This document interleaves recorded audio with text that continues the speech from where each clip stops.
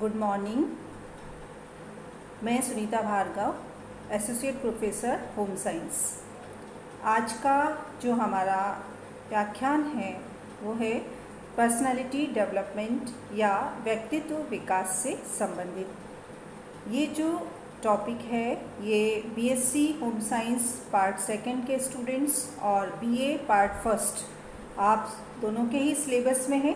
इसके अलावा जो लोग मनोविज्ञान के विद्यार्थी हैं उनके लिए भी महत्वपूर्ण है। साथ ही जो बीएड में भी जो शिक्षा मनोविज्ञान जो विषय चलता है उसमें भी ये व्याख्यान जो है वो उपयोगी है। और वैसे हम यदि देखते हैं तो व्यक्तित्व जो है वो एक ऐसा बिंदु है या एक ऐसा विकास का क्षेत्र है जिसमें सारा विकास जो है वो समाहित है। तो ऐसे देखा जाए तो ये जो टॉपिक है ये सभी के लिए लाभदायक है। इसको जानने से हमें या इसको पढ़ने से हमें व्यक्तित्व से संबंधित बहुत जानकारियाँ जो हैं वो प्राप्त होंगी। तो आज हम जो देख रहे हैं, हमें जो देखना है इस टॉपिक के अंतर्गत, सबसे पहले हमें देखना है कि व्यक्तित्व होता क्या है, इसका परिचय देखना है, इसकी परिभाषाएं देखेंगे हम। साथ ही हम देखेंगे कि विभिन्न मनोवैज्ञानिकों ने जो विभिन्न प्रकार के व्यक्तित्व के प्रकार बताए हैं उनकी संक्षिप्त में चर्चा करेंगे। और साथ ही हम देखेंगे कि व्यक्तित्व के निर्धारक कारक कौन कौन से हैं। ये तो मैंने इस टॉपिक की एक पूरा फ्रेम बताया कि हम इस टॉपिक में क्या पढ़ने वाले हैं। आज का जो व्याख्यान है वो उसमें हम देखेंगे, इसका सामान्य सा परिचय देखेंगे, इसका शाब्दिक अर्थ देखेंगे और इसकी कुछ परिभाषाएं जो हैं उनका अध्ययन हम करेंगे। तो सबसे पहले हम शुरुआत करते हैं इसके परिचय से कि व्यक्तित्व जो है केवल व्यक्ति के बाह्य शरीर रचना अथवा वाणी या वस्त्रों से संबंधित नहीं है, जो कि हम अक्सर देखते हैं। हम किसी को भी देखते हैं बात करते हुए सुनते हैं या दूर से कई बार हम किसी की आवाज़ सुनते हैं और कहते हैं अरे क्या पर्सनालिटी है इसकी या इसका क्या व्यक्तित्व है। तो यहाँ हम कहना चाहेंगे कि व्यक्तित्व का संबंध सिर्फ व्यक्ति की सुंदरता या उसने अच्छे वस्त्र पहने हुए हैं या उसने बहुत अच्छे से वो बातचीत कर रहा है, तो वो सिर्फ व्यक्तित्व नहीं है, बल्कि व्यक्ति के जो समस्त शारीरिक, मानसिक, सामाजिक, संवेगात्मक, बौद्धिक, संज्ञानात्मक, नैतिक, चारित्रिक, खेल आदि जो सारे विकास हैं या इसको हम कहें कि जो समुचित विकास हैं वो व्यक्तित्व के अंतर्गत आते हैं। मतलब हम व्यक्तित्व का जो क्षेत्र है वो व्यापक है, हम उसको एक लिमिट में नहीं बांध सकते। एक व्यापक दायरा जो है वो व्यक्तित्व का है जिसमें सभी विकास जो है वो निहित है। इसलिए कुछ मनोवैज्ञानिकों ने व्यक्तित्व को व्यक्ति के शील गुणों की संज्ञा दी है, जो एक ट्रेडिट्स कहते हैं हम जिन्हें, कि प्रत्येक व्यक्ति में जो है कुछ शील गुण होते हैं। तो मनोवैज्ञानिक जो है इसे मानते हैं कि व्यक्तित्व जो है वो शील गुण ही है व्यक्ति के।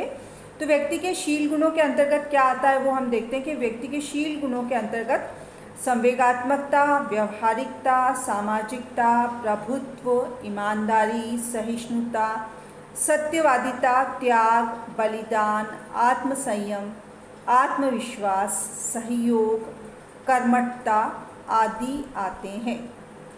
अर्थात हम देखें कि इतना सारे जो बात बताइए कि हर व्यक्ति में इनमें से एक या दो या बहुत सारे शील गुण जो है वो पाए जाते हैं और हर व्यक्ति में जो है वो अलग अलग शील गुण पाए जाते हैं। तो इसीलिए मनोवैज्ञानिकों ने इसे ये संज्ञा दी है कि व्यक्तित्व जो है वो एक तरह से व्यक्ति के शील गुण हैं।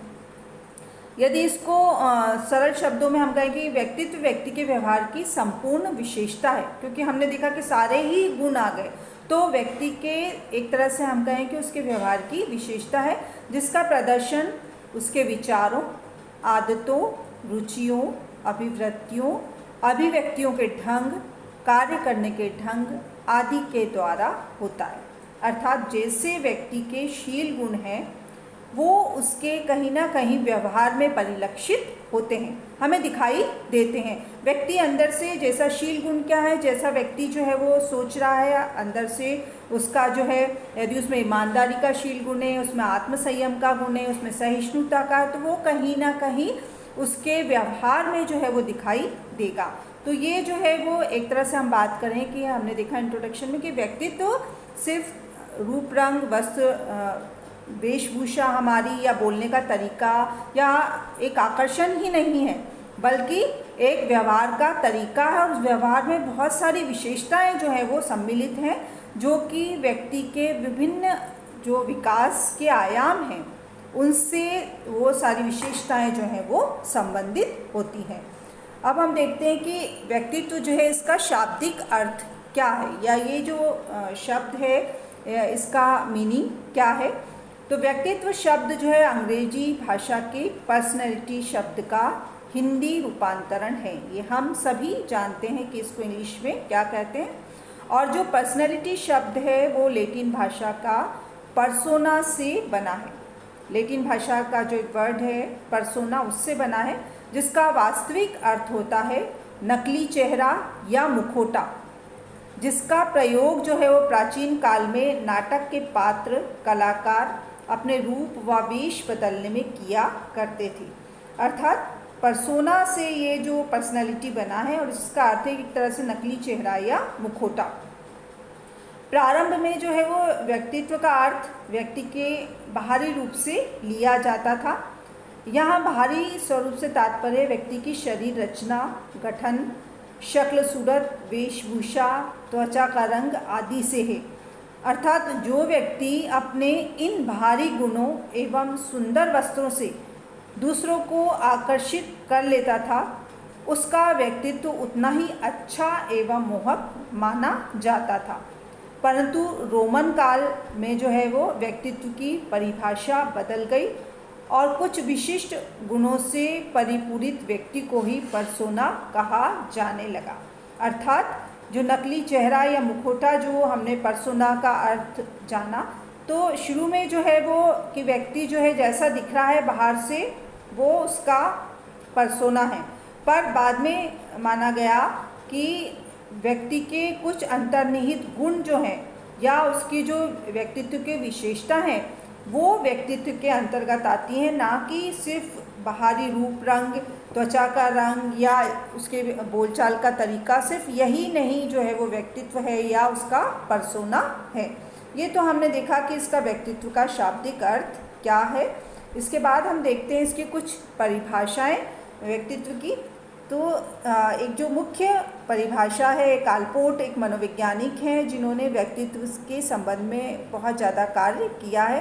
उनका अपना सिद्धांत भी उन्होंने एक व्यक्तित्व के संबंध में दिया है, जो कि काफ़ी प्रसिद्ध सिद्धांत है। तो हम सबसे पहले उनकी परिभाषा देखते हैं। व्यक्तित्व व्यक्ति के भीतर मनोदेहिक गुणों का वह गतिशील संगठन है जो वातावरण के साथ उसका अपूर्व समायोजन का निर्धारण करता है। अब ये जो परिभाषा हमें थोड़ा सा हम इसको सामान्य शब्दों में देखकर जब उसको लेंगे तब हमें इस परिभाषा का जो है अर्थ समझ में आएगा। इस परिभाषा में जो है वो तीन बातें जो हैं वो हमें दिखाई दे रही है। एक तो मनोदेहिक गुणों का संगठन, दूसरा गतिशील संगठन, और तीसरी जो बात कही है आल्पोर्ट ने वो है वातावरण के साथ उसका समायोजन। तो ये तीन बातें जो है वो आल्पोर्ट की परिभाषा में। तो सबसे पहले हम बात करते हैं मनोदेहिक गुण। अब मनोदेहिक हम इसका संधि विच्छेद करें तो मन और देह, तो व्यक्ति के मन में और उसके शरीर में जो भी गुण हैं वो मनोदेहिक गुण। अब जैसे हम मन के गुण के अंतर्गत बात करें कि व्यक्ति की जो उसकी आदतें हैं, उसकी रुचियां हैं, उसका स्वभाव है, उसकी मनोवृत्ति है, उसकी मूल्य है, उसका विश्वास है, ये सारी जो बातें हैं वो या उसकी संवेगात्मक स्थिति है वो उसके मनोदेहिक गुणों के अंतर्गत आती हैं। क्योंकि जो व्यक्ति सोच रहा है मन में, है ना, उसके विश्वास, उसके मूल्य, आदत, ये क्या है उसके मन से संबंधित हैं। और देह जो है जिस तरह से उसका शारीरिक गठन है, उसका रूप रंग है, तो दोनों ही बातें इसमें आ गई मनोदेहिक में। फिर एक गतिशील संगठन है, अर्थात हम कहें कि गति है, व्यक्तित्व जो है उसमें स्थिरता नहीं होती, वो एक तरह से हम कहें कि परिवर्तनशील है व्यक्तित्व। एक तरह से उसमें कोई ठहराव नहीं है। व्यक्तित्व हम नित्य प्रतिदिन जो है वो व्यक्ति नई नई बातों को सीखता रहता है और अपने व्यक्तित्व की उन्नति करता रहता है या अपने व्यक्तित्व में जो है वो परिवर्तन वो लाता रहता है। तो ये हो गया कि गतिशील संगठन या गत्यात्मक संगठन। ये जो दोनों चीज़ें हैं, जो मनोदैहिक गुण है और गत्यात्मक जो संगठन है, वो वातावरण के साथ उसके अभूतपूर्व जो समायोजन है उसका निर्धारण करता है। अर्थात व्यक्ति के जैसे गुण होंगे वो उसमें जैसी गतिशीलता है, जिस व्यक्ति में जितनी गतिशीलता होगी वो उतना ही जल्दी से जो है वो किसी भी परिस्थिति में अपने आप को समायोजित कर लेगा। हम देखते हैं कि कुछ व्यक्ति होते हैं जो जैसे वो एक बार बन गए वो परिस्थिति समय परिस्थिति के अनुसार जो है अपने आप में कोई बदलाव नहीं करते। तो फिर क्या होता है कि उनके व्यक्तित्व में बहुत ज़्यादा उन्नति या बहुत परिवर्तन जो है वो नहीं हो पाता। एक अच्छा व्यक्तित्व वही माना जाता है जो समय परिस्थिति के अनुसार आवश्यकता के अनुसार जो है वो अपने व्यक्तित्व में इस प्रकार के गुण विकसित कर ले और अपने आप को वातावरण के साथ जो है वो समायोजित कर ले। तो ये जो है वो आलपोर्ट की जो परिभाषा है काफ़ी विस्तृत एक अच्छी परिभाषा जो है आलपोर्ट की मानी जाती है, क्योंकि इन्होंने व्यक्तित्व को संपूर्ण रूप से एक वर्णन जो है वो इस एक छोटी सी परिभाषा के अंतर्गत कर दिया है। दूसरी जो हम एक परिभाषा देखते हैं वैलेंटाइन के अनुसार है, व्यक्तित्व जन्मजात एवं अर्जित प्रवृत्तियों का योग है।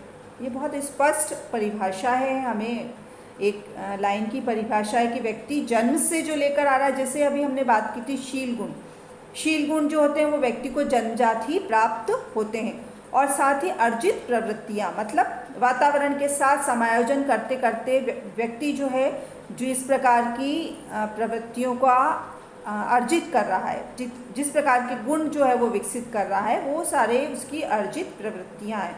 तो दोनों ही जो है वो व्यक्तित्व के अंतर्गत आती हैं, जो जन्मजात गुण है और साथ ही जो है वो वातावरण के साथ समायोजन से वो अर्जित कर रहा है। एक और जो परिभाषा हम देखते हैं जर्सील्ड के अनुसार, व्यक्ति के रूप में उसके लक्षणों गुणों तथा योग्यताओं का योग ही व्यक्तित्व है, जिसमें उसकी समायोजन स्थापित करने की जीवन शैली भी समाहित है। इसमें भी इन्होंने जर्सील्ड ने वही बात की है कि व्यक्ति के जो लक्षण हैं गुण हैं या जो उसकी योग्यता है, इन सब का जो मिला जुला रूप है और जिसके द्वारा वो अपने जो समायोजन है वो स्थापित करता है, तो उससे जो है उसके एक तरह से जीवन शैली का निर्धारण होता है। क्योंकि हमने देखा कि हमारे पास जैसे गुण होंगे उसके अनुसार जो है हम व्यवहार करेंगे और उसी के अनुसार जो है वो हमारा जो विभिन्न परिस्थितियां हैं उनके साथ समायोजन होगा। तो इस प्रकार से ऐसे बहुत सारी परिभाषाएं हैं, यहाँ हमने कुछ परिभाषाओं को लिया है जो कि व्यक्तित्व की जो है अच्छे से वर्णन करने में जो है वो ये परिभाषाएं जो हैं वो सहायक हो रही हैं।